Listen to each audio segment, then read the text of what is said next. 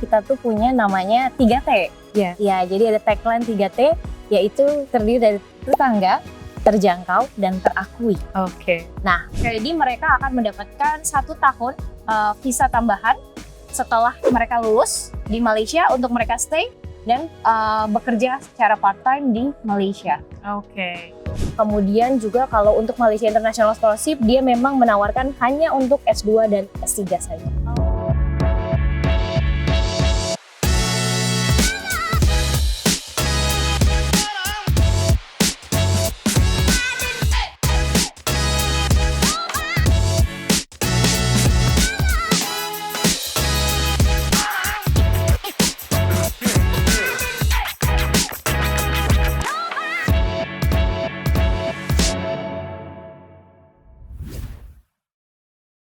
Dalam beberapa tahun terakhir, Malaysia terus menjadi salah satu tujuan studi luar negeri yang populer untuk mahasiswa Indonesia. Tapi sebenarnya apa sih yang membuat Malaysia begitu menarik? Untuk cari tahu, hari ini kita akan ngobrol bersama perwakilan dari Education Malaysia Indonesia.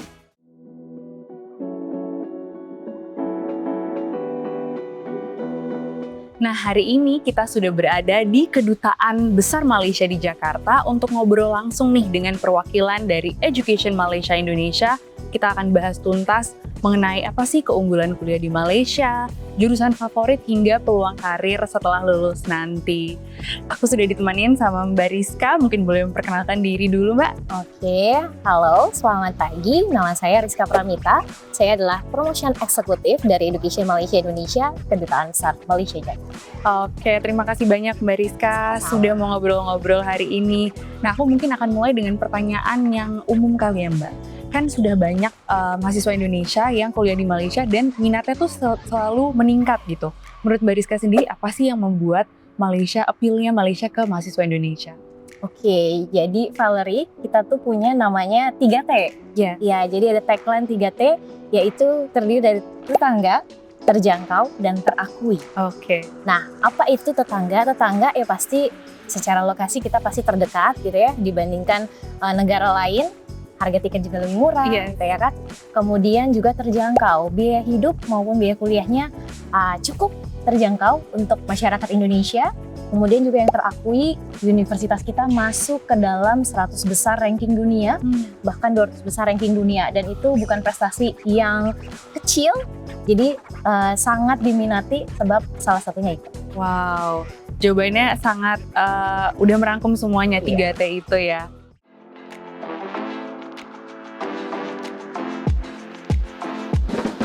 Nah, Mbak Rizka, kalau tadi kan kita udah ngobrol mengenai alasan atau appeal Malaysia untuk mahasiswa Indonesia, yaitu adalah 3T tadi udah dijelasin. Kalau menurut Mbak Rizka sendiri, dibandingkan dengan negara lain nih, apa sih keunggulan yang akan didapatkan oleh mahasiswa Indonesia yang sudah berkuliah di sana atau mau kuliah di Malaysia? Oke, jadi Valerie, untuk kelebihan yang pertama, yaitu adalah pelajar Indonesia gak perlu melakukan tes masuk.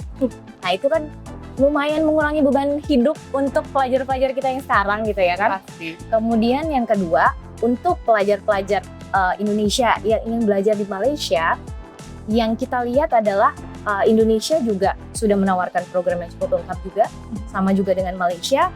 Jadi secara program sebetulnya tidak ada perbedaan, tetapi yang mereka bisa dapatkan yaitu adalah pengalaman untuk memiliki networking dengan pelajar dari berbagai negara.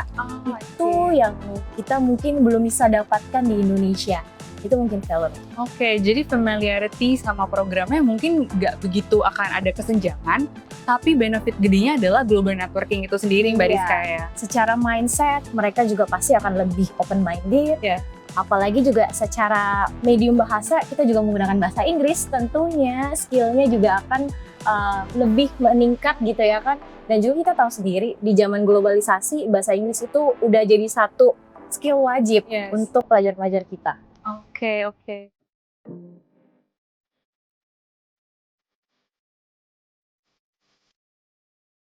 Mbak Rizka, ngomongin kuliah sambil kerja, ini kan jadi salah satu topik besar nih kalau untuk mahasiswa internasional atau mahasiswa Indonesia yang mau kuliah di Malaysia.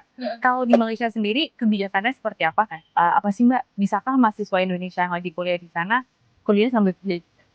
Oke, jadi basically untuk isu ini sebetulnya agak sensitif sedikit, cuman kalau dari pemerintah sendiri sebetulnya membolehkan asalkan mendapat student internasional mendapatkan izin dari universitas yang dia tempati, dan itu juga cuma 20 jam per minggu. Jadi sebetulnya sangat-sangat sedikit sekali. Jadi kalau misalkan kita mau memang niatnya untuk dapetin penghasilan gitu ya, itu memang kayaknya kurang cocok untuk kalau misalkan kamu goals-nya mencari pekerjaan part-time di Malaysia.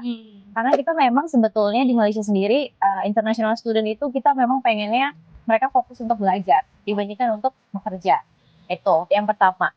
Yang kedua juga sebetulnya untuk menjembatani kebutuhan pelajar internasional untuk bekerja, mendapatkan pengalaman kerja, di dalam sistem kita juga menyediakan yang namanya graduate pass visa. Jadi mereka akan mendapatkan 1 tahun visa tambahan setelah mereka lulus di Malaysia untuk mereka stay dan bekerja secara part-time di Malaysia. Oke.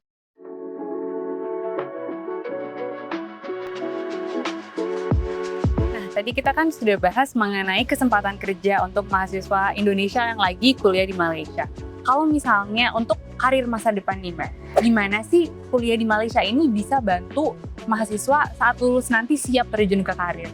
Oke, jadi sebetulnya di Malaysia sendiri mayoritas dari universitas itu secara kurikulumnya memang mempersiapkan pelajar-pelajar internasional untuk siap di dunia kerja dengan cara mereka itu di semester atau tahun ketiga ada yang namanya internship gitu. Jadi mereka wajib internship di perusahaan, kemudian barulah mereka nanti membuat tugas akhir kayak gitu. Dan juga salah satu juga yang menjadi nilai jual kita kan nggak ada skripsi ya, jadi mereka tinggal bikin final project aja atau final report, nah untuk melengkapi laporan mereka. Oke, jadi internship itu menjadi bekal mereka nanti ya Mbak, mempelajari gimana sih dunia kerja, apalagi internshipnya berarti harus di perusahaan Malaysia? Nggak mesti. Jadi kalau misalkan anak Indonesia dia mau internship di perusahaan di Indonesia nggak ada masalah. Jadi perusahaan pilihan lebih fleksibel untuk internshipnya ya. Mbak Rizka, kalau ngomongin soal kuliah di luar negeri, gak terlepas kuliah di Malaysia, pasti kan akan menyangkut soal biaya nih. Kalau di Malaysia sendiri ada nggak sih Mbak pilihan beasiswa mungkin dari pemerintah yang cocok nih untuk teman-teman Indonesia yang mau kuliah di Malaysia dan mereka mau mungkin berhemat atau mungkin berprestasi? Oke, jadi kalau untuk dari pemerintah Malaysia sendiri, kita ada 2 program scholarship yang disediakan oleh dari government. Yang pertama adalah Malaysia International Scholarship, yang kedua adalah Malaysia Technical Cooperation Program. Yang membedakan adalah Malaysia International Scholarship berasal dari Kementerian Pendidikan Tinggi Malaysia, kemudian Malaysia Technical Cooperation Program adalah dikeluarkan dari Kementerian Luar Negeri Malaysia. Masing-masing mempunyai perbedaan allowance ya. Dan kalau untuk Malaysia Technical Cooperation Program dikhususkan untuk yang mengambil S2 saja, dan juga khusus jangka pendek dikhususkan kepada ASN atau pegawai negeri di Indonesia. Kemudian juga kalau untuk Malaysia International Scholarship, dia memang menawarkan hanya untuk S2 dan S3 saja. Oke. Berarti beasiswa dari pemerintah sendiri banyak ya Mbak Rizka, maaf ya. Opsinya untuk teman-teman mungkin yang sedang mencari beasiswa bisa disesuaikan dengan kebutuhannya.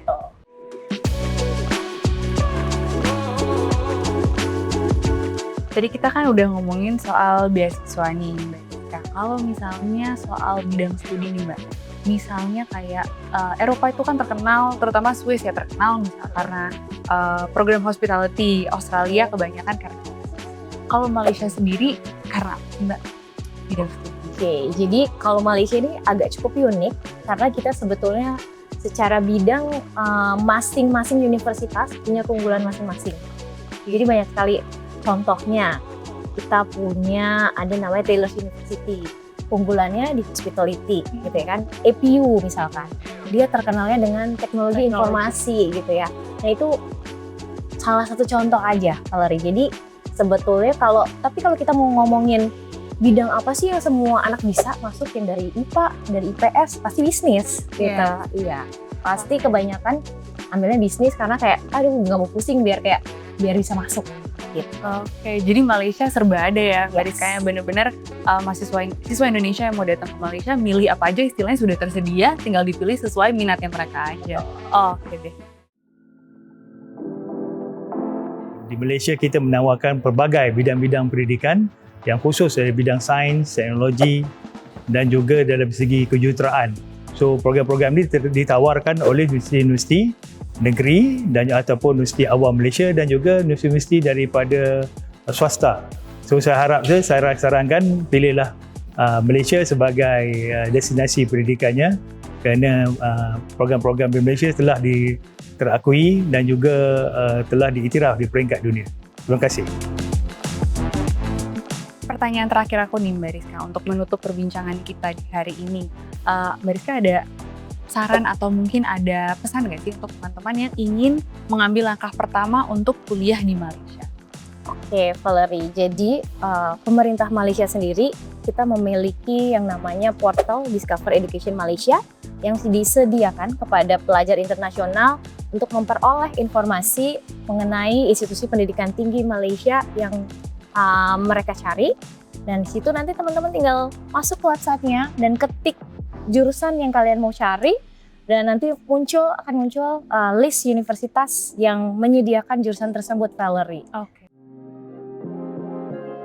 Education Malaysia Indonesia berperanan sebenarnya sebagai sebuah agensi yang mempromosikan pendidikan tinggi Malaysia di Indonesia.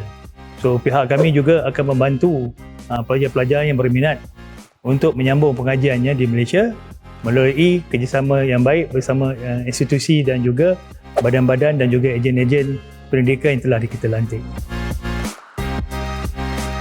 Jika teman-teman memerlukan bantuan lebih gitu ya kan, kalian bisa juga menghubungi ejen pendidikan terdekat seperti salah satunya Sun Education untuk membantu teman-teman semua memperoleh universitas yang kalian mau tuju.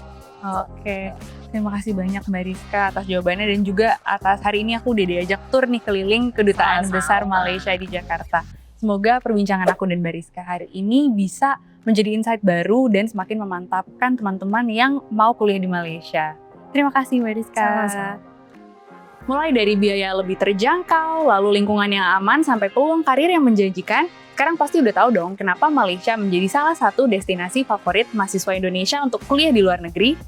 Nah, kamu juga tertarik mau kuliah di Malaysia tapi mungkin bingung mau mulai dari mana? Langsung aja konsultasi gratis bareng Sun Education dan kita akan memberikan guidance yang tepat sesuai dengan kebutuhan dan tujuan kamu. That's all for today. See you guys next time. Siapin apa lagi ya?